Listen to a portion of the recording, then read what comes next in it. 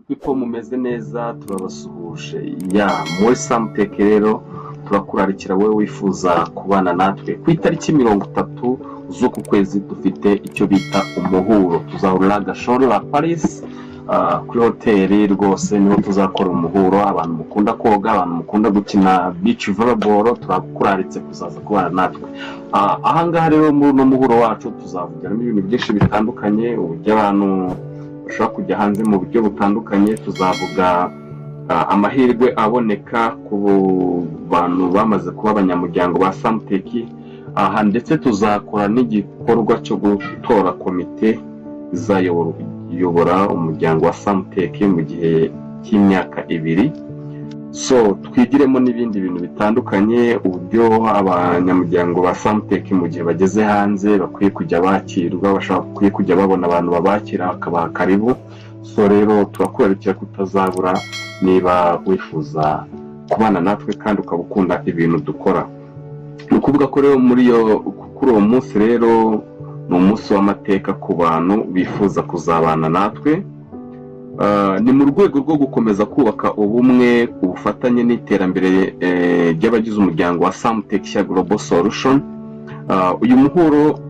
w'abagize famille uzaba ku itariki 30 ku cyumweru La Paris Gashora Hotel amafaranga usabwa ni 30,000 yonyine uyu munsi uzaba ari umunsi udasanzwe wo guhura nk'umuryango tugasangira tugakina tukoga ndetse tugaganira ku bitekerezo ndetse n'icyerekezo by'abagize n'umuryango ndetse n'uburyo twawubaka neza iby'ingenzi rero bizigirwamo muri uyu muhuro ni inama idasanzwe kubaka no gukomeza umuryango wa Samtech Family kuganira ku mahirwe yo kubona visa mu buryo bwo kwitegura amahirwe mpuzamahanga cyangwa ku buryo abantu babona amaviza mu buryo butandukanye gutora komite izayobora n'umuryango gushyiraho uburyo buhamye bwo guhuza abadiaspora ndetse n'abantu bari mu gihugu kuko dufite ikibazo cy'abantu twajyaga dukorera ariko bakagenda connection igacika numva umuntu avuye muri Afurika ikintu yihutira gukuraho bwa mbere nta mbere ni nomero muri Afurika +1 +4 +3 akaba ariyo nomero imuranga ubwo rero nicyo kintu twifuza gukemura gushyira gahunda z'inama ngarukamwaka mu buryo bwo kwakirana hanze ndetse mu gihugu ndetse no hanze y'igihugu aho ngaho tuzajya tugira uburyo duhuza abantu banyuze muri Samtech bagiye mu bihugu bitandukanye tukagira umunsi tuzumvikanaho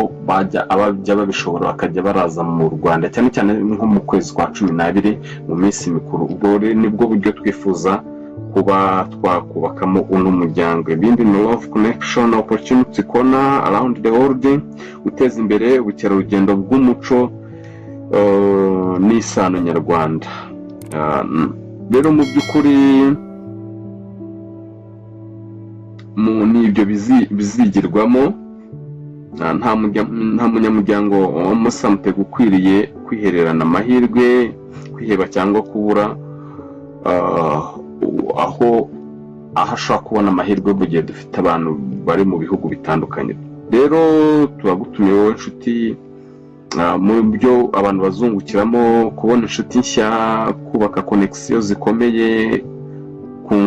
kunguka ubumenyi n'amahirwe gufatanya ahangaha tuzatumiramo n'abashoramari banyama business batandukanye ku buryo n'abantu badafite akazi nyine bashaka kukabaha nguko rero kwitabira ni ingenzi cyane uyu munsi si umunsi wo gusiba ahubwo ni umunsi wo guhura ni umunsi wo kubaka amateka mashya muri Samtech together we grow together we connect yes we can so turakurakira kutazabura kuri no tariki 5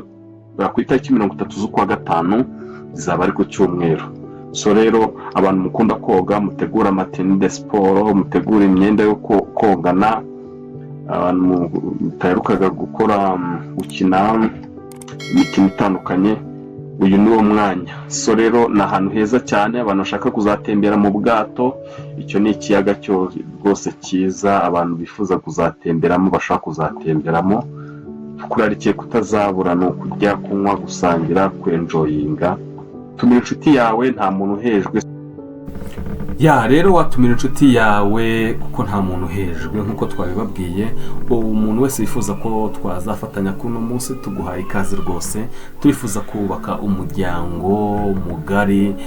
ugizwe n'abanyarwanda ndetse n'abadiaspora, ku buryo uzajya uva mu Rwanda wajya hanze ukagenda wisanga, ukaba ufite abantu bo muri Samutec bashobora kukwakira, ukaba ufite buri muntu wese ushobora gushyikiraho, ukaba mu gihe ugize ikibazo uri hanze ukaba ufite umuntu ushobora kukibwira akakigukemurira. So muri makeya rero turifuza kubaka connection irambye, irimo abanyarwanda, irimo abanyamahanga,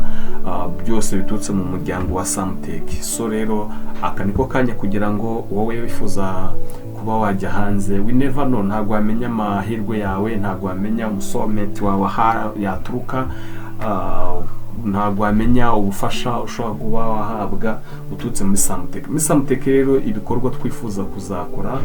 ni byinshi cyane, ari mpamvu tukurarikiye kuko utakwiriye kubura muri uno muhuro.